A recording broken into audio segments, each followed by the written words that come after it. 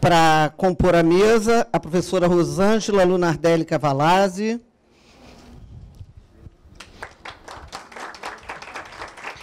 Especialista nesse tema, que vai agregar bastante para todos nós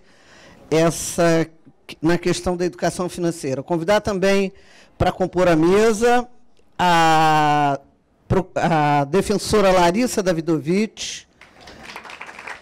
Larissa é coordenadora do Núcleo de Defesa do Consumidor, o NUDECON, da Defensoria Pública do Estado do Rio de Janeiro, que tem um trabalho muito importante com a sua equipe com relação à questão dos endividados no Rio de Janeiro.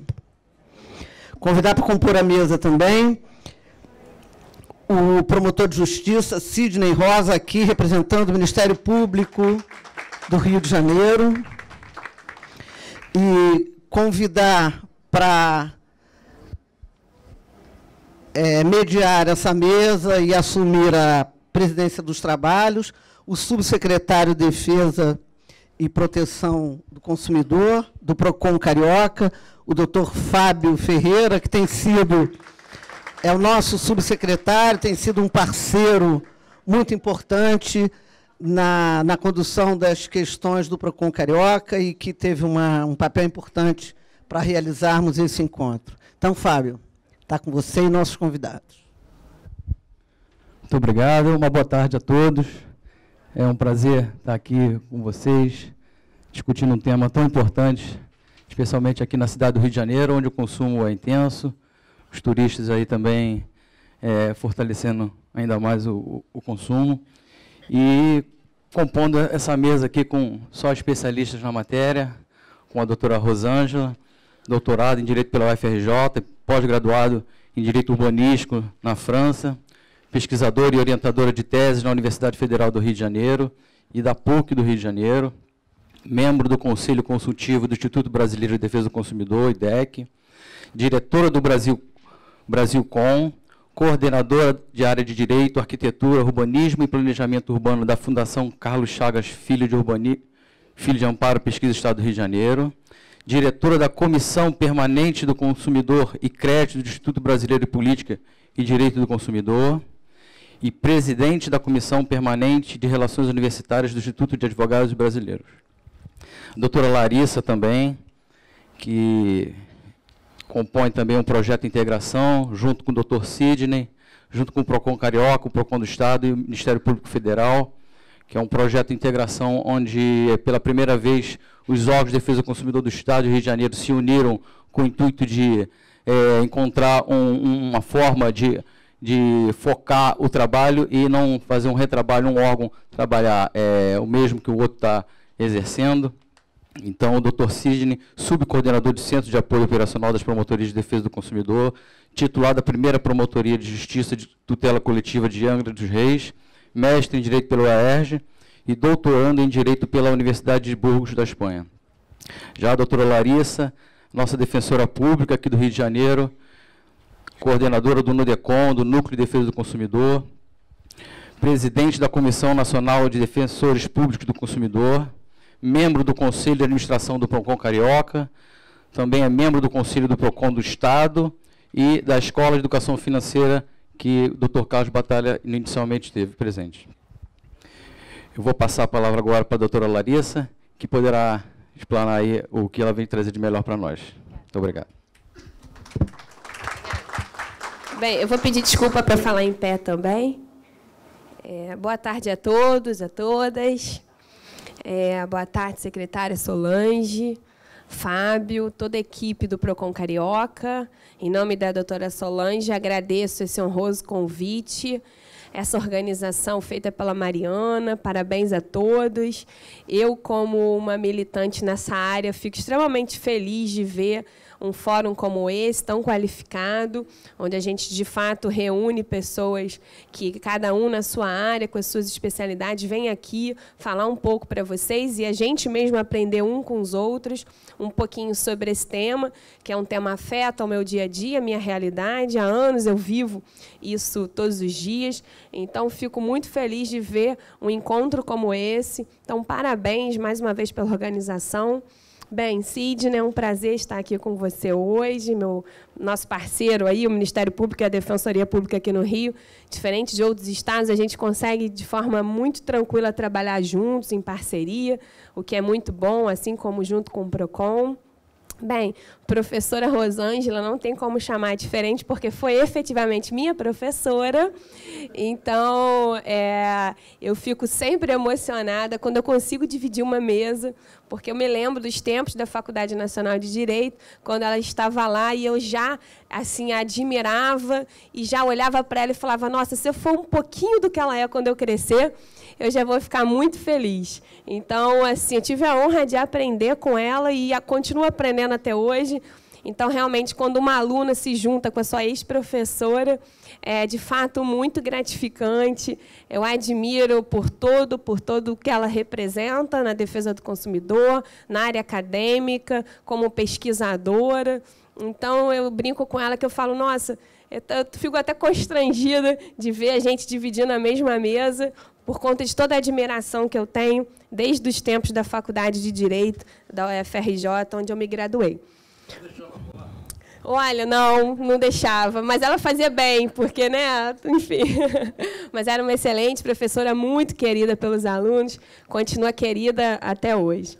Bem, na parte no primeiro painel, a gente pôde ouvir bastante sobre educação financeira, a gente teve excelentes palestrantes aqui falando, e aí coube, nesse segundo painel, a gente falar mais especificamente sobre superendividamento, né? Esse palavrão que assusta, que bate as nossas portas diariamente. Quem aqui não conhece alguém que já esteve numa situação de endividamento, de superendividamento, que é a situação ainda mais drástica, né? Porque eu costumo dizer, todas as vezes que eu falo sobre isso, que endividamento até é muito comum, mas o superendividamento é uma situação, assim, digamos que é a UTI, né? É aquele paciente mais grave que necessita de cuidados mais especiais, um cuidado mais minucioso, porque ele realmente está numa situação de muita fragilidade, uma fragilidade emocional, uma fragilidade jurídica. Ele é um hipervulnerável. Vulneráveis todos somos enquanto consumidores, mas o superendividado, eu diria que ele é hipervulnerável, ele tem uma vulnerabilidade excessiva por conta da situação que ele está passando. Então, eu vou tentar fazer uma abordagem prática, porque eu coordeno um núcleo que, felizmente, desde 2005, trabalha com isso, né? Então, a gente tem uma comissão que tem um nome muito bonito, que é a Comissão de Proteção e Defesa do Consumidor Superendividado. Ela existe, ela é real. Luiz Carlos Ewald já visitou, pôde falar com as pessoas, porque quando ele foi lá, eu disse, melhor do que conversar comigo sobre superendividamento é ouvir das próprias pessoas que estão passando por isso, o que é esse fenômeno. É um fenômeno que não é privilégio dos cariocas, nem dos brasileiros, ele assola o mundo inteiro, então é preocupante, porque ele cresce a cada dia, e eu acredito que a sociedade precisa se movimentar, se mexer, para todos juntos fazermos a nossa parte. Todo mundo tem um pouquinho de responsabilidade em relação a esse fenômeno. Então, só para fazer um pouquinho do histórico, essa comissão da Defensoria Pública do Rio foi criada no ano de 2005. Então, lá atrás, já tem um tempinho, a gente vislumbrou, na verdade, a necessidade de ter um apoio, um atendimento especial para essas pessoas que se encontram nessa situação. Então, essa comissão faz parte do NUDECOM. E eu queria falar um pouquinho para vocês da importância da gente atuar em duas frentes. Na verdade, não adianta a gente tratar apenas o doente, né? Já diziam os mais antigos de forma muito sábia, a prevenção é o melhor remédio. Então, a gente entendeu que, além do tratamento a esse consumidor, fazia-se necessário também trabalhar preventivamente para aqueles que não estavam superendividados não virarem superendividados, ou para aquele que estava, assim, que eu costumo dizer, em vias de se superendividar, ou com um pezinho no superendividamento, que a gente conseguisse retirar essas pessoas dessa situação. Então, a Defensoria vislumbrou a necessidade de trabalhar sobre essas duas perspectivas, tratamento e prevenção. E eu costumo dar esse exemplo do paciente, do doente, porque é como se fosse aquela medicina preventiva que é importante que se faça, que a gente se cuide antes da gente chegar realmente na doença, porque vocês vão ver que quando a gente chega efetivamente nessa doença, no superendividamento, o tratamento é dificílimo. Por isso é muito oportuno o título que me deram da palestra, que são os desafios e os obstáculos que a gente encontra no dia a dia para a gente tratar esse superendividamento. Não é um tratamento simples, é um tratamento complexo, um tratamento que demanda muito de todos e que o paciente se vê muitas vezes, eu estou falando paciente para fazer essa analogia, que eu acho que fica claro para vocês, ele chega para a gente e fala, doutora, tem cura? Né? É quase falando, eu vou conseguir sair disso algum dia?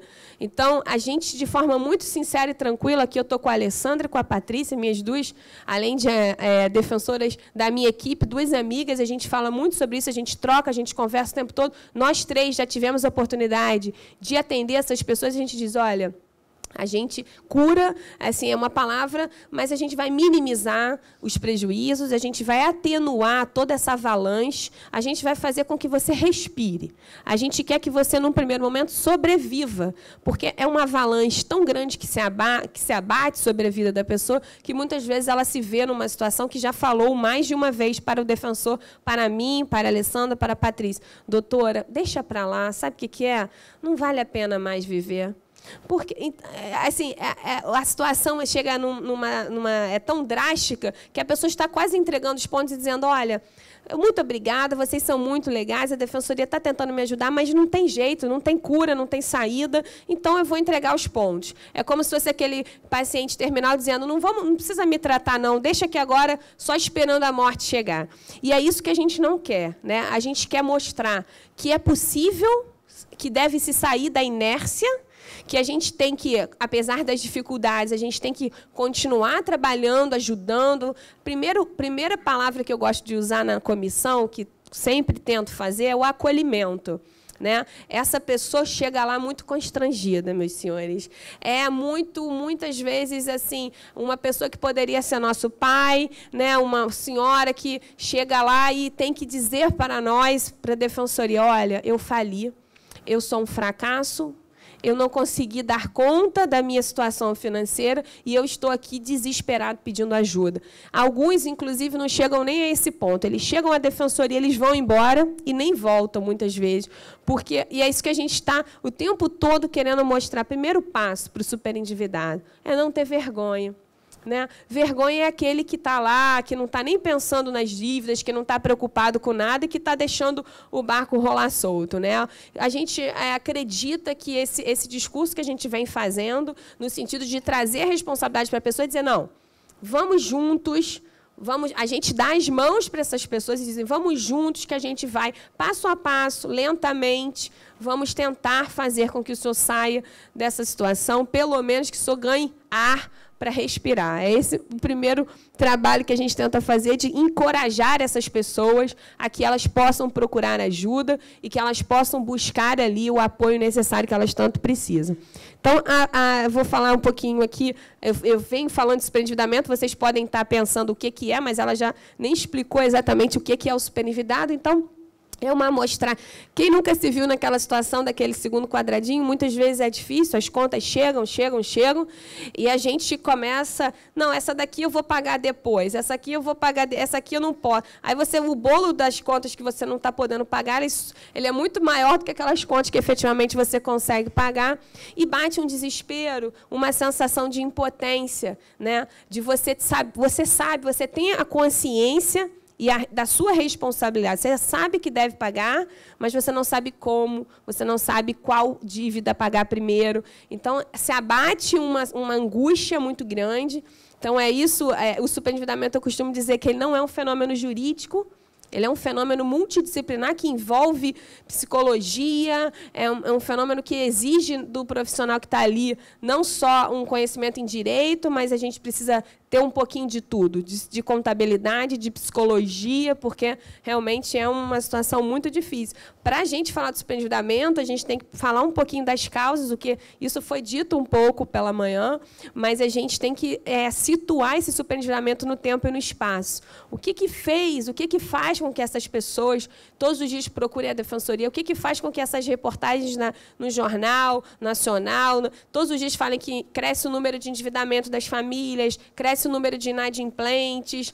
O que faz com que as pessoas que a gente convive, a gente olhe e muitas vezes fala, nossa, mas essa pessoa, como é que ela chegou nesse ponto? Né? Uma pessoa, efetivamente, assim, que não deveria estar ali porque tem um salário razoável, né? Funcionário público. O que está acontecendo para que essas pessoas cheguem cada vez mais buscando os PROCONs, a Defensoria Pública, com essa condição de superendividamento? Eu não sou uma grande especialista, eu sou só uma operadora do tema, na verdade, mas eu diria que, dentre outras, eu diria que a banalização na oferta do crédito, a gente já ouviu de manhã, e é verdade, a realidade de antigamente era um crédito dificílimo, onde existia uma formalidade muito grande para a assinatura de um contrato, marcava-se um dia com o seu gerente, você colocava a sua melhor roupa para impressionar aquele gerente, né, o batalha, para tentar lá o financiamento do seu apartamento, e tinha uma formalidade muito grande. Então, outro dia eu estava atendendo um assistido que ele falou, doutora, esses contratos não são meus, eu não assinei nada. Eu falei, olha só, ninguém assina mais contrato. O contrato é o seguinte, você aperta o botão do caixa eletrônico, você assinou um contrato. Você falou sim, você assinou um contrato. Então, a forma de contratação ela evoluiu. Na internet, você assina um contrato, no mouse, quando você clica, no telefone, quando alguém te liga, principalmente para os idosos pensionistas, perguntando, o senhor precisa de dinheiro? Ele falou sim, assinou o contrato. Né? Aí depois ele vai saber quanto ele vai pegar, qual é a taxa de juros. Então, a forma de contratação mudou muito e acabou a formalidade. Então, o que acontece? A gente está na rua, quando você, assim, eu tenho uma rua no centro que eu fujo, assim, eu evito passar, porque é uma financeira atrás da outra, todos jovens, bonitos, com bola, com boné, com camiseta, e você parece que está sendo, assim, você se sente até super importante. Nossa, todo mundo querendo falar comigo, né? Porque você dá um passo, vem aqui que eu quero falar com você. Aí eu dá um nossa, gente, será que tô bonita hoje? Porque, né, tanta atenção. E as pessoas mais fragilizadas, e essa atenção que é dada para elas é uma forma de autoestima. E elas dizem, nossa, todo mundo querendo, tá todo mundo me ligando, todo mundo querendo falar comigo, principalmente para quem tem contra-cheque, né, para quem é servidor público, para quem é aposentado, que eles têm ali um chamariz importante. Então, a forma do crédito hoje perdeu aquele viés, né, de formalidade e de dificuldade que se tinha um tempo atrás. Como a doutora Juliana falou, a gente não está aqui para dizer que o crédito é ruim, jamais falaria isso, porque eu quero que o meu país cresça, que a economia se desenvolva, o consumo faz parte da vida, o crédito, com certeza, é importante para todos, mas a gente está aqui o tempo todo falando, não é que não deva haver crédito, muito pelo contrário, mas que esse crédito deve ser dado para quem pode pagar de forma responsável e ele deve ser sustentável. Um país só se sustenta, então, assim, quem aqui falou da Crefisa, falou muito bem, deu esse exemplo, porque eu estou, assim, incomodada toda vez que aquele comercial aparece, eu fico numa sensação de, assim, não é possível que a gente está batalhando pelo crédito responsável, que existe, e aquela comercial fica falando crédito para negativado. É dizer o seguinte, eu vou te dar crédito, eu sei que você não vai pagar, porque quem está negativado, a chance de pagar é muito pequena, porque já está numa situação de endividamento. Mas eu vou te dar mesmo assim, por quê? Eu vou cobrar 18%. Se o outro pagar, já tô, se uma pessoa, se 10 não pagarem, uma pagar, eu estou ganhando, porque eu estou cobrando 18% ao mês de juros. Então, assim, a Patrícia está aqui, Alessandro, eu estou há 10 dias assim, vamos tirar esse comercial do ar. Mas como? Você está maluca? Isso é o trabalho dele. Não, tem que haver uma maneira, não é possível, Sidney, vamos conversar, professora Rosângela. Então, quem quiser se juntar a nós nesse... Juntos venceremos, não é possível, gente. Não é possível que não haja uma saída. E a gente fez uma reunião de trabalho essa semana e eu falava com a Patrícia, mas como? Eu falei, não sei, mas tem que haver um jeito. Porque, assim, no momento que a gente fala o tempo todo que o país deve dar dinheiro para quem pode pagar, a gente não pode conceber uma propaganda em horário nobre dizendo que vai dar dinheiro para quem não pode pagar. Porque quem está negativado não pode pagar. Então, enfim, fora isso, né, a banalização, essa oferta indiscriminada que é feita todos os dias na rua. Outro dia, eu fui pegar dinheiro, eu sou funcionária pública também não tenho carrão, não, mas como a Juliana falou, porque, né, mas sou funcionária, recebo por um banco, né, meu salário, e quando eu fui receber, estava piscando. Você quer dinheiro, e vermelho, entendeu? Então, você fala assim, gente, claro que eu quero. Se eu perguntar para vocês querem dinheiro? Querer? Todo mundo quer, porque dinheiro é ótimo, né?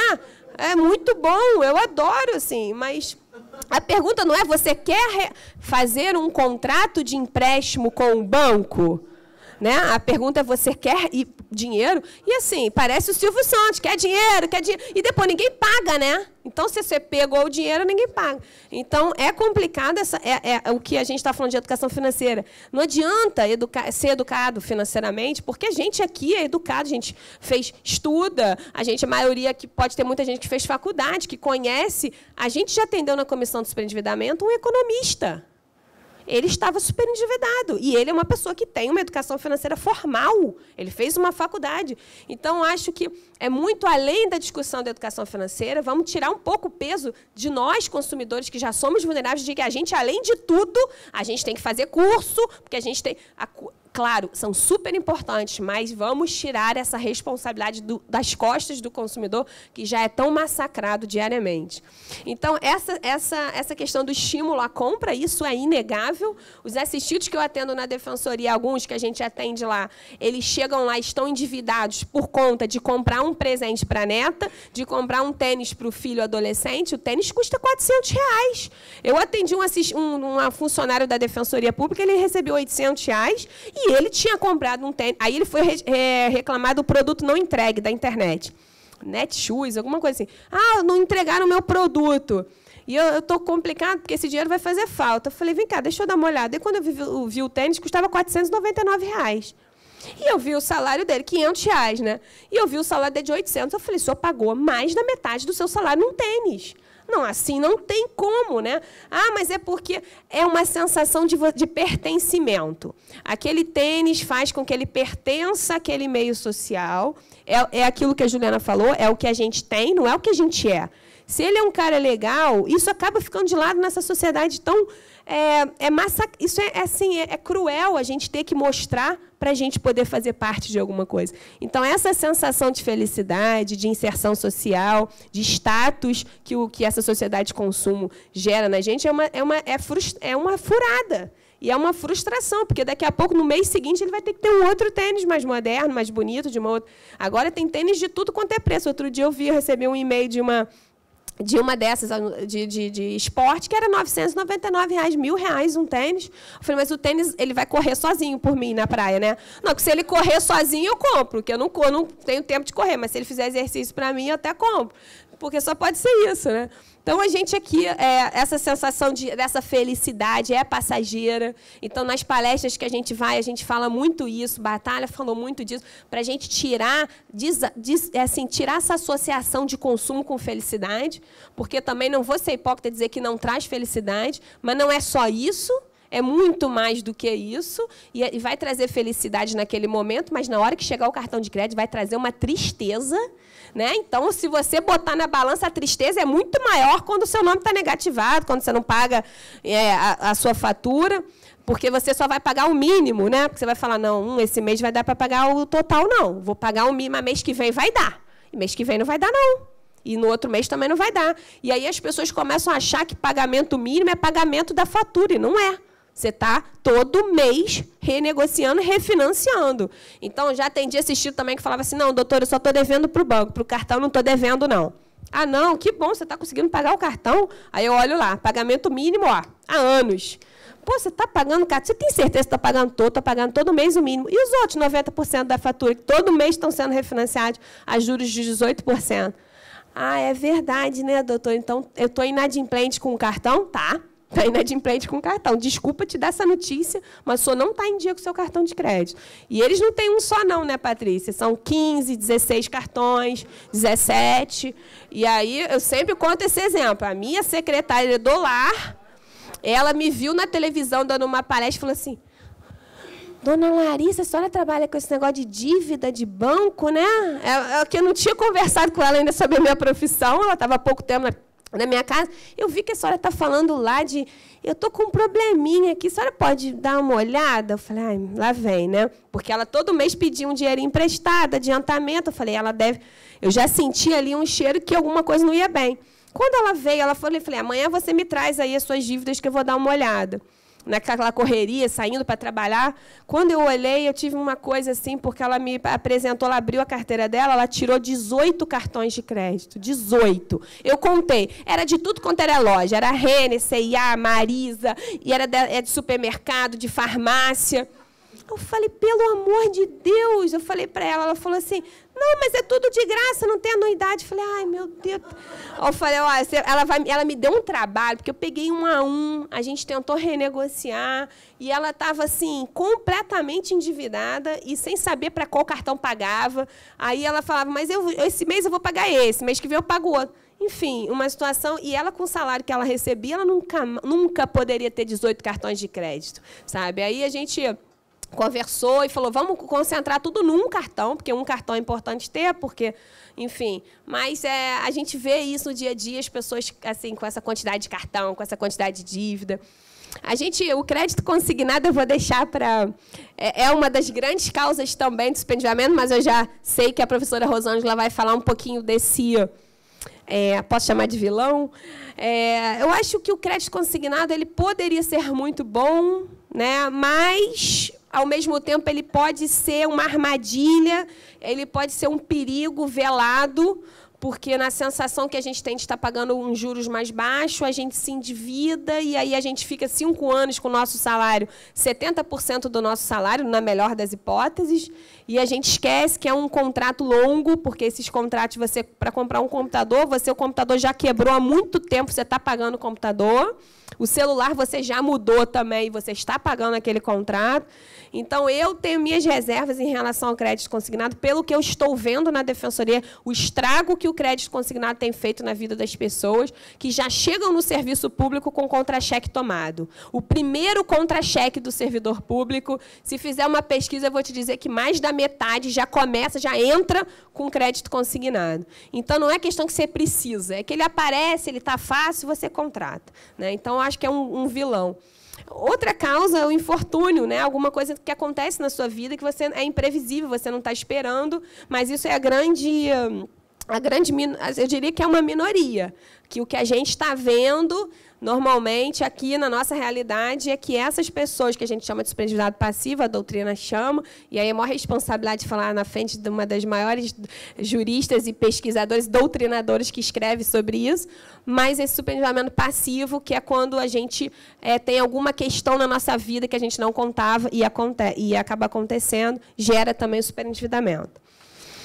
Bem, a inclusão financeira ela foi em massa, né? A gente teve um processo de bancarização, que a gente chama, é uma expressão bastante utilizada, classe C, D, e aí eu posso até dizer classe E, começaram a ter conta em banco, começaram a receber seus salários em banco, e começaram com isso, cartão de crédito, cartão de PIC, e capitalização, e o diabo a quatro, que o gerente tem que cumprir a meta dele, e a pessoa se sente super importante de ter uma conta, e mais importante ainda com a quantidade de cartões que ela tem, aí então é um status, uma questão que, né, você vai trazendo cada vez essa sensação de pertencimento.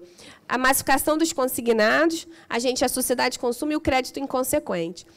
Junto com isso tudo, o que eu acho que foi o pior dessa inclusão que veio de forma massificada foi uma falta de planejamento. As pessoas foram incluídas, foram bancarizadas, mas não veio junto com isso uma educação, um planejamento. Então, foi esse estrago que a gente vê hoje. Eu falo estrago porque é a nossa realidade da Defensoria, são as pessoas que aparecem lá. O que está dando certo deve estar dando certo, mas não está aparecendo na Defensoria, porque o que está dando certo, ninguém vai lá e fala, doutor, eu vim aqui para dizer que está tudo ótimo, que o gerente me disse que me explicou tudo, o gerente me falou que esse PIC, que não vai fazer venda casada, o gerente me disse que o melhor contrato para mim é esse, que não é esse, me aconselhou, o gerente me deu todas as coordenadas, eu não estou superendividado, eu consigo pagar todas as contas, enfim, essas pessoas não aparecem na Defensoria, mas pode ser que elas existam. Quer dizer, elas existem, claro, vamos ser bastante otimistas, né? Mas acaba que a minha visão é um pouco do que realmente está dando, o que falhou no processo, né?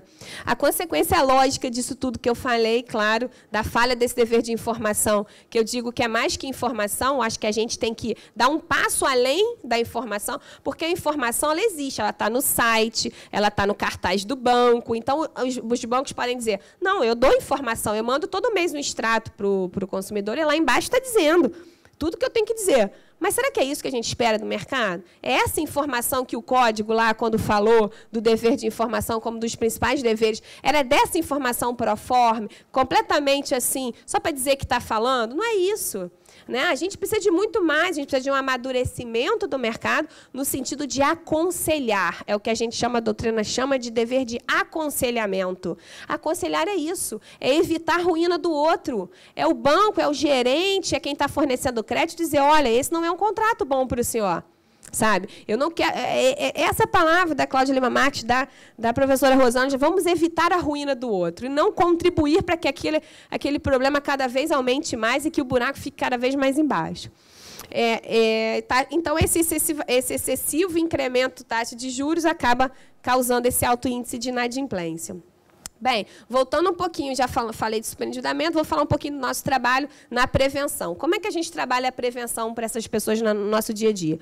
A gente faz visitas às escolas, a gente fez muitas visitas às escolas para falar para jovens, para crianças, inclusive, porque as crianças são potenciais consumidores e são, muitas vezes, a causa dos endividamentos das famílias, porque é muito difícil dizer não para uma criança, muito difícil dizer não para um filho, um não para o neto. Então, eu posso falar com tranquilidade, porque uma filha minha de 9 anos é uma consumidora compulsiva e que, ai de você de dizer que não, entendeu? O negócio, o tempo fecha, então é difícil, todos os dias é uma batalha para dizer que não, que não tem que ficar ganhando presente toda hora, enfim. E aí eu sempre dou esse exemplo, porque a Júlia, que é a minha filha, já sabe o que é crédito, porque acabou a minha desculpa. Antes eu tinha desculpa de falava, não vou te dar porque eu não tenho dinheiro.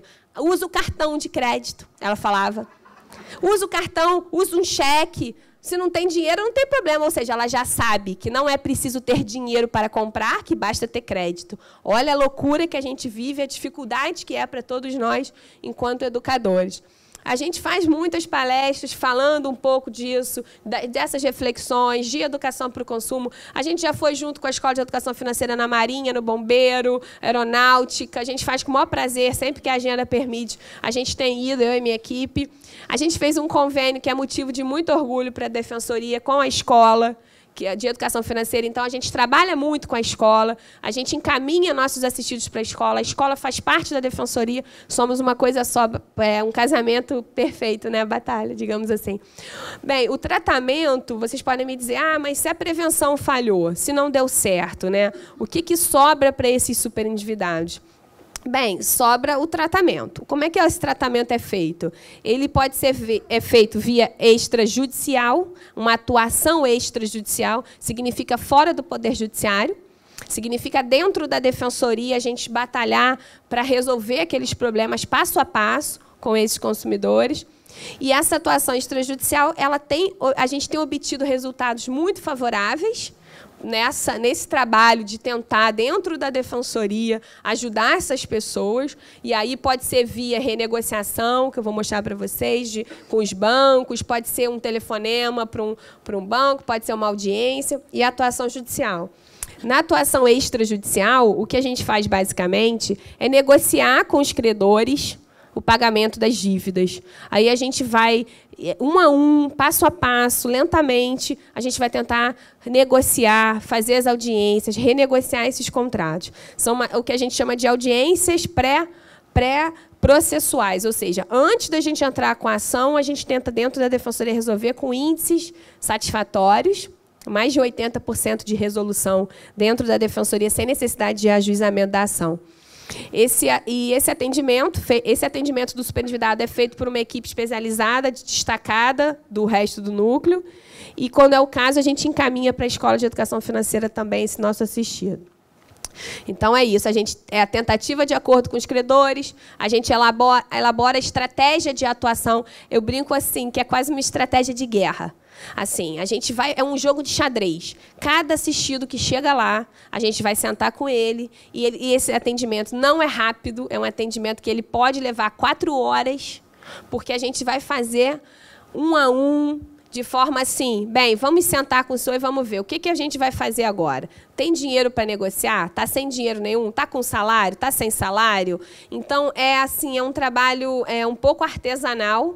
Essa foi a forma como a gente tem conseguido obter mais efetividade, mais resultados práticos para esse superendividado. É um trabalho que, enfim, hercúleo, de uma equipe engajada, mas que tem dado resultados bastante positivos. E a gente faz com que esse superendividado, e aí é importante fazer um parênteses, Solange, da gente tirar essa questão assistencialista. A gente tenta trazer a responsabilidade desse consumidor também. Porque, assim, claro, o banco tem a parcela dele de responsabilidade na concessão do crédito irresponsável, nós também temos a nossa responsabilidade. É importante que esse assistido ele assuma que ele também vai ter que colaborar. Então, se ele tiver que mudar o estilo de vida dele, ele vai mudar. Se ele quiser ter um padrão de vida que está incompatível com o que ele recebe, isso vai acontecer. Então, a gente tenta fazer essa estratégia e dizer o seguinte, ó, vamos lá, isso aqui corta. É isso aqui. E às vezes falam, mas doutor, não, olha só, o senhor quer ajuda, então o senhor vai se ajudar e o senhor vai colaborar. Não dá para o senhor achar que vai continuar a ter essa vida, continuar tendo internet, não sei o que, isso. Quando você vai ver as despesas, tem muita coisa ali que dá para cortar e é necessário que se corte por uma questão principiológica e uma questão que, para nós, é muito cara na defensoria, que é a questão da boa-fé. Então, o superendividado ele deve estar munido de boa-fé. O que é a boa-fé? Ele sabe que ele deve, ele tem a responsabilidade dele, ele quer pagar. Porque o consumidor que chega na defensoria e fala, ah, não, olha só, eu vim aqui porque me disseram que eu venho aqui e não preciso pagar mais nada. Estou liberado de todas as minhas dívidas, a senhora vai entrar com uma ação e vai dizer para o juiz que é tudo juros abusivos e que eu não tenho que pagar. Não, peraí. O senhor está no lugar errado. Aqui o discurso é outro. Olha, eu contratei, os juros são sim abusivos, mas eu preciso de uma renegociação plausível, razoável, preciso de uma amortização numa taxa de juros aqui, preciso de um parcelamento. Isso é a boa-fé, né? É você querer resolver, buscar ajuda e não, assim, é para a gente tirar esse estigma também que existe, que as pessoas são caloteiras. Essas são a minoria. Quem está lá está querendo resolver e a gente está lá para ajudar. Vamos lá, tentar rapidinho. Bem, olha a figura do juiz, né? Não, gente, não tem nenhum juiz aqui, né? Não, se tiver, não vai nem levantar o dedo aqui, porque, né, vai ficar até constrangido. Na verdade, quando eu coloquei lá juiz, imagem, veio essa, eu achei, assim, né, não é tão simpática, mas foi a imagem que eu consegui. Bem, é o seguinte, o que a gente faz? Aquilo ali é para mostrar o seguinte, que quando a gente precisa chegar no judiciário, vai ter alguém que vai bater o martelo e vai dizer, olha, pode ser que o juiz diga o seguinte, tem que pagar. Isso que está aí, que contratou. Eu já vi uma sentença, por que a gente tem evitado buscar o Poder Judiciário nas questões de superendividamento? Porque, como ainda não temos a aprovação do PL, o superendividamento, ele no mundo legislativo, ele não existe. Eu já vi um juiz falando, a defensoria fica com esse negócio de superendividamento. O que é isso? Isso existe? Superendividamento? Onde é que está? Qual é a lei? Isso está no código? Então, tem juiz mais conservador que vai falar, ó, seguinte, contratou, assinou, sabia quanto era, estava lá, a informação estava lá, vai pagar. E da forma como o banco tem que receber, que foi a forma contratada. Então, a gente se esbarra em dificuldades, aí eu diria que é um grande obstáculo na defesa do superendividado, eu elegeria como principal a falta de legislação, porque aí depende de cada juiz, da sensibilidade, daquele juiz que ele é mais conservador ou um juiz que é mais vanguardista. Então, a gente está na mão de depender um pouco da boa vontade, do dia dele, se ele está bem-humorado, né? Se ele acordou azedo, ele vai dar uma sentença falando isso que eu falei. Ah, não vem com esse negócio de superendividamento, não. Ah, a defensoria está com essa mania, vamos parar com isso. Entendeu? Então, é complicado. Então, a gente precisa, efetivamente, de uma legislação que garanta e proteja os direitos dessas pessoas. O que a gente faz na justiça? A gente normalmente faz uma ação judicial para garantir, se for o caso, a gente garantir 30% dos rendimentos dela, porque pode parecer mentira, mas os consignados estão ultrapassando os 30%. Além dos consignados ultrapassarem os 30%, a gente tem um problema também, que aquele banco que você recebe, você também tem contrato lá. Então, além do consignado, você tem um contrato de empréstimo no banco. O dinheiro entrou, 70%. Foi lá o banco e tirou. Sobra o quê? Nada. Quantos assistidos a gente chegou lá que falaram, não tem R$1. Pelo contrário, ainda entra no cheque especial, o que é uma situação mais esdrúxula, que é o seguinte, você tem 70% de salário, o salário é depositado. O banco tira 90%, 70 mais 20. Os 20 vêm de onde? Do cheque especial. Então, a ciranda, ela é cruel, ela é perigosa, a gente precisou fazer ações civis públicas, e aqui no Tribunal do Rio a gente já conseguiu uma súmula por conta de ação civil pública nossa, dizendo que tem que ser 30% o limite máximo de consignado. De cabeça... Súmula do TJ. Que isso? Que espeta. Vem aqui no meu lugar, vem da palestra. Vem da palestra. Olha, ela está aqui falando que é a súmula 200.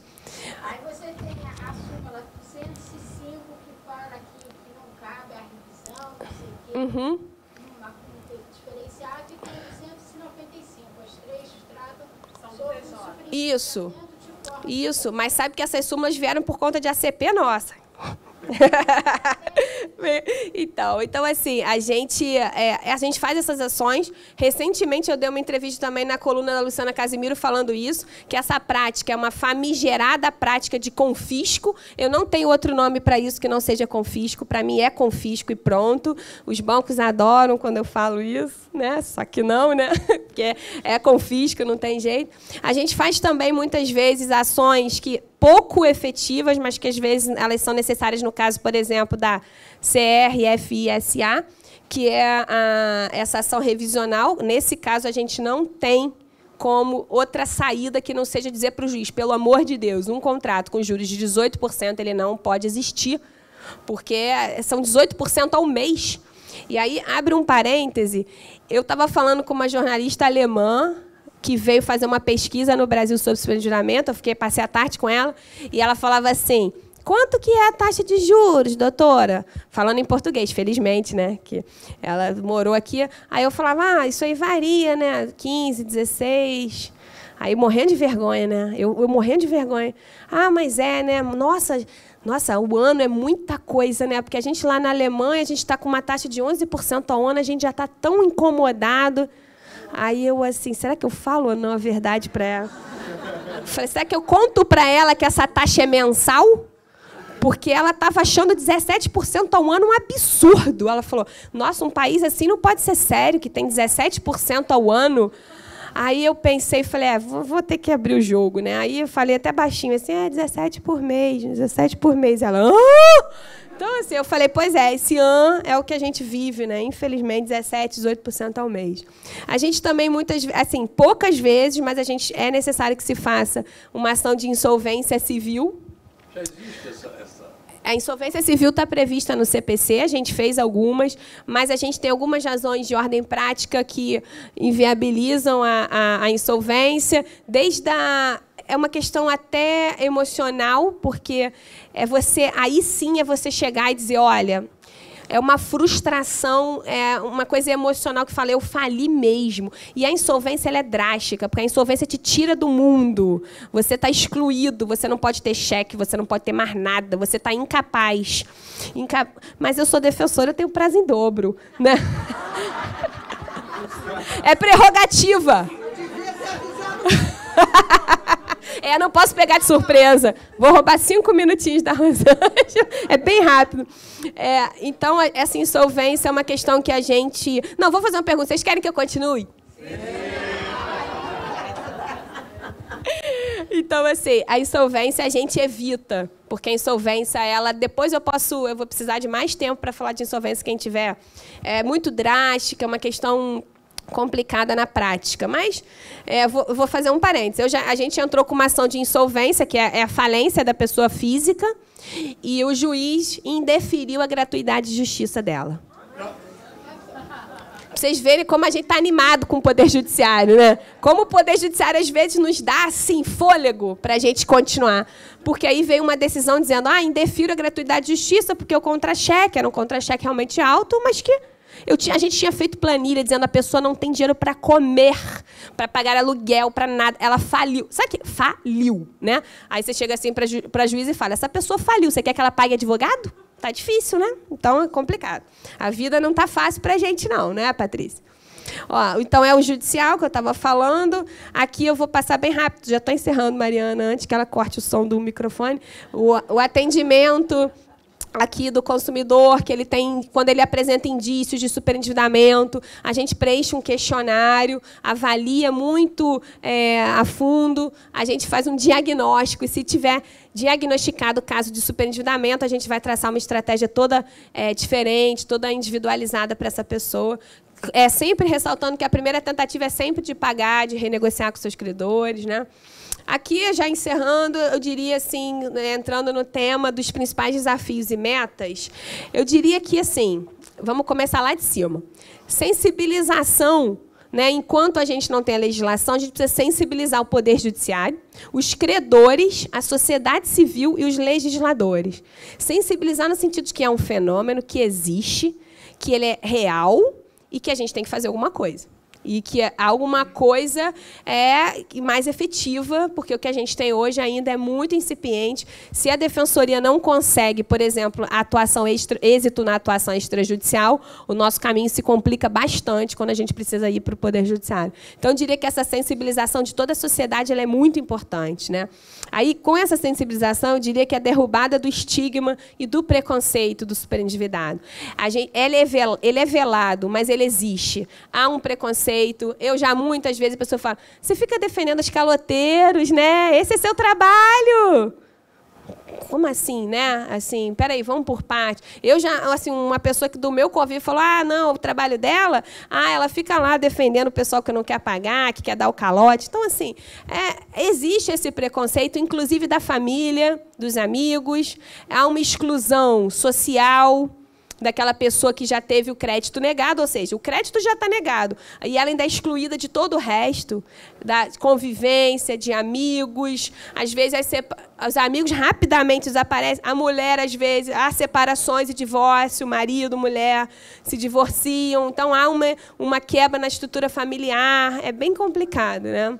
É bem drástico, diria assim. Um outro desafio, uma meta, eu diria, é ampliar o debate sobre isso. Cada vez mais a gente precisa falar sobre superendividamento, tirar esse peso dessa palavra, tirar essa vergonha que as pessoas têm, quebrar isso mesmo, tratar isso como uma coisa que acontece. Eu diria que é quase uma patologia do mundo moderno e que acomete a todas as classes sociais. Isso é importante que eu se diga. A gente quebrou aquele paradigma de que superendividado é o pobre. Não é só o pobre. É o pobre, é a classe média baixa, classe média média, classe média alta e é o rico. Tá? Então, ele está permeando todas as classes sociais. Isso é importante que se diga. Oi? Ai, meu Deus. Não, pelo amor de Deus. Mas a gente já atendeu gente lá que ganha R$500, 600, 700, 20 mil. Né? Então, às vezes você para e pensa, como uma pessoa que tem esse salário chegou nessa situação? E se você perguntar para ela, às vezes ela não sabe responder. Você pegou o seu primeiro contrato para quê? Ai, não lembro. E aí foi um para pagar o outro, aí pega o outro para pagar um, aí fica bem complicado. O que a gente espera muito é, como um desafio, uma meta, é a efetiva existência da legislação, e aí eu colocaria como a aprovação do projeto de lei que tramita lá para a gente tratar desse superendividado de forma mais... Com a legislação ao nosso lado, acho que vai ser um instrumento importante para quem milita nessa área. Aqui eu queria usar essa frase que ela me tocou muito. conheça todas as teorias, domine todas as técnicas, mas ao tocar uma alma humana, seja apenas outra alma humana. E eu acho que é isso que a defensoria, esse é o nosso papel, né? A gente sabe o que tem que fazer, a gente sabe que tem que atender, que a gente, tecnicamente, a gente muitas vezes está muito mais fácil ali a gente processar, mas a gente não podemos deixar de lado que ali tem uma pessoa, atrás dessa pessoa existem problemas, existe uma família.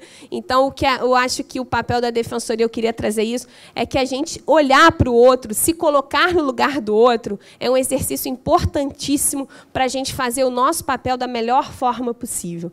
Então, acho que é no nosso dia a dia, quem trabalha com isso, é muito dura a vida, é difícil, é muita gente, mas a gente nunca esquecer que do outro lado existe uma outra alma humana que está precisando, que está ali naquele momento precisando ser acolhida. E aí, aqui é só o seguinte, que eu sempre falo, nem tudo que se enfrenta pode ser modificado, mas nada pode ser modificado até que seja enfrentado. Chegou a hora da gente enfrentar. Gente, muito obrigada pela paciência. Desculpa aí o tempo. Eu estou à disposição. Obrigada.